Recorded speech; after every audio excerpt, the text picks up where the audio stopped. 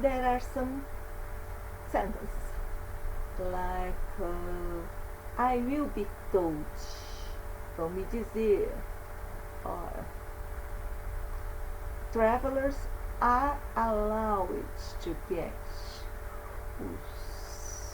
os passageiros serão permitidos para entrar ou sair do avião. So, this structure, essa estrutura, é de frases que estão na voz passiva. So, let's study about the passive voice. Então, vamos estudar sobre a voz passiva, ok? So, let's talk about the passive voice. Então, vamos falar sobre a voz passiva. We use the passive voice when the object is more important than the subject. Nós usamos a voz passiva quando o objeto é mais importante do que o sujeito. Por exemplo, this house was built in 1979. Esta casa foi construída em 1979.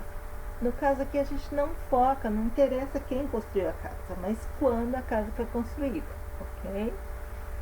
When we don't know who is the subject, quando nós não sabemos quem é o sujeito. Por exemplo, my car was stolen. O meu carro foi roubado. Não sei quem roubou, ok? When we are talking about a fact or a common sense, quando a gente está falando sobre um fato ou um senso comum, por exemplo, rules are made to be followed. As regras são feitas para serem seguidas. When you don't want to point names, you want to leave the subject in the air. Quando você não quer apontar os nomes, quando você quer deixar o sujeito no ar. Isso acontece muito em ambientes corporativos, né, em empresas, ou mesmo na escola, quando você não quer dedurar a pessoa, ok?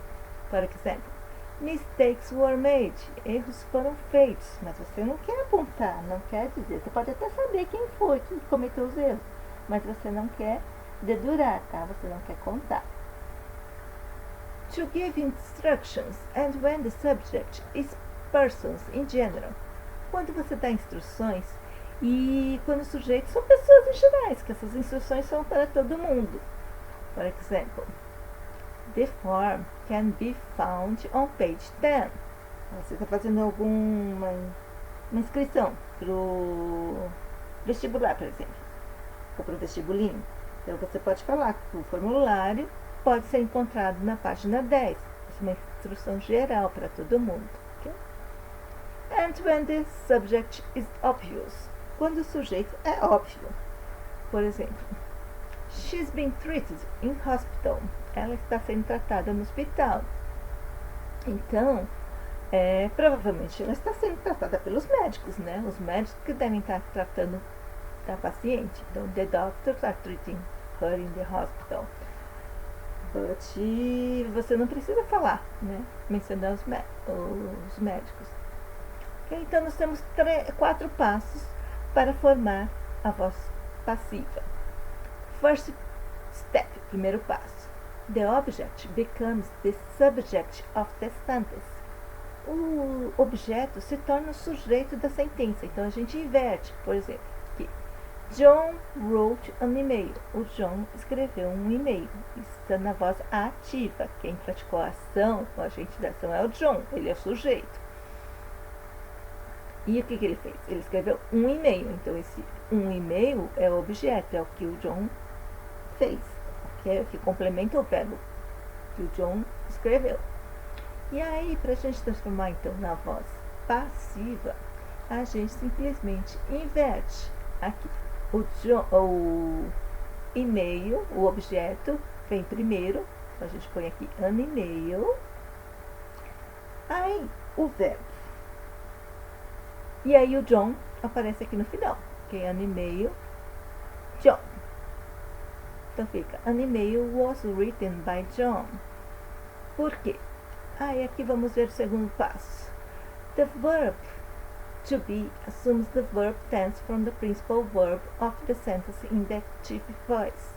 O verbo to be assume o tempo verbal do verbo principal da frase na voz ativa. Então aqui, John wrote an email, está no passado, passado simples. Então a gente mantém o passado simples, só que agora a gente vê a pessoa, né? Porque é um e-mail, então fica an email was.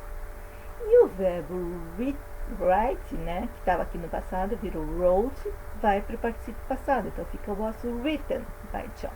Aliás, esse já é o terceiro passo. The principal verb is conjugated in the past participle. O verbo principal é conjugado no particípio passado. Ok? And the fourth step, e último passo, we introduz the conjunction by, que é opcional. A gente pode dizer quem escreveu o e-mail, se a gente quiser, ou senão a gente não precisa. Então fica, aí a gente pode ficar a frase aqui, an email was written by John. Mas essa é uma informação relevante. Se você quiser ocultar essa parte, colocar só an email was written, tá ok, dá sentido à frase, ok? So, let's see about the passive voice. Vamos ver sobre o passado, a voz passiva. We use the passive voice when the object is more important than the subject. Nós usamos a voz passiva quando o objeto é mais importante do que o sujeito. Por exemplo, this house was built in 1979. Esta casa foi construída em 1979.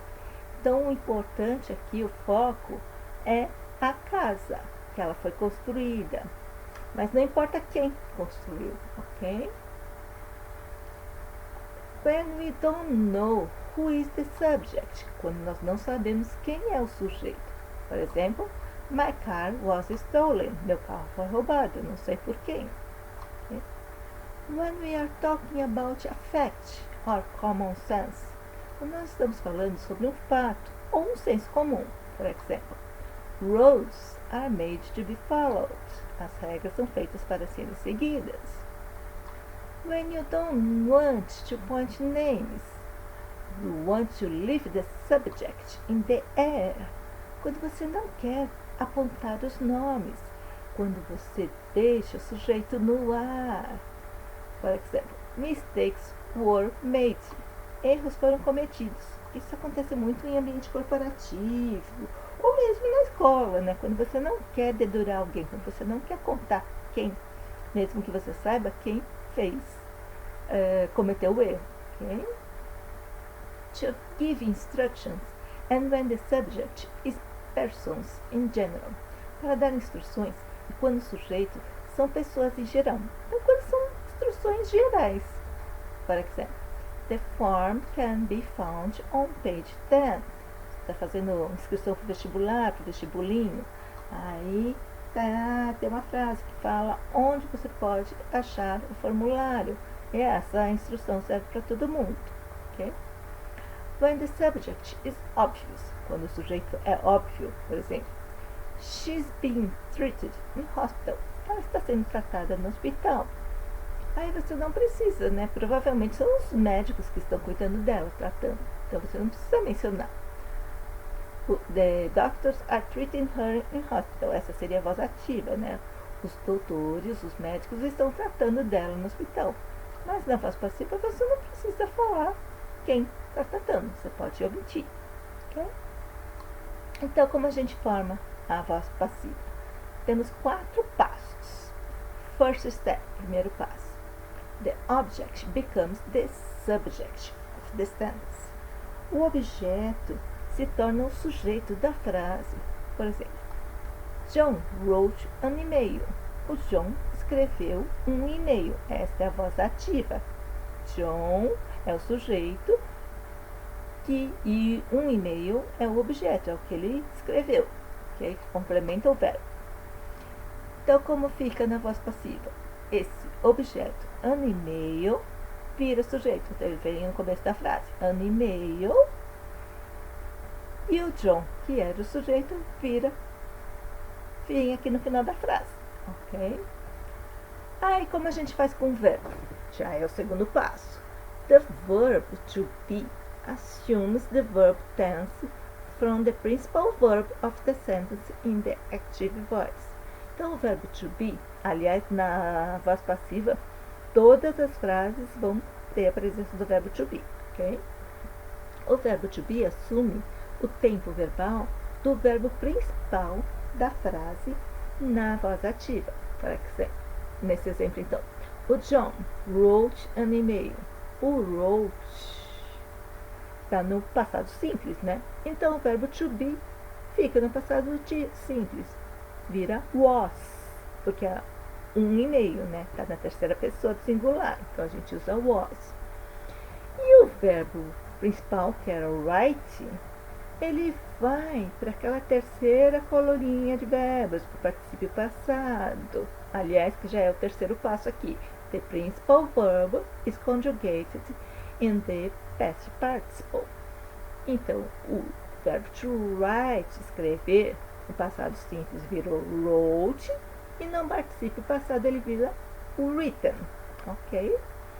E o último passo, the fourth step, we introduce the conjunction by. It's optional. Nós introduzimos a conjunção by, que significa por, mas isso é opcional.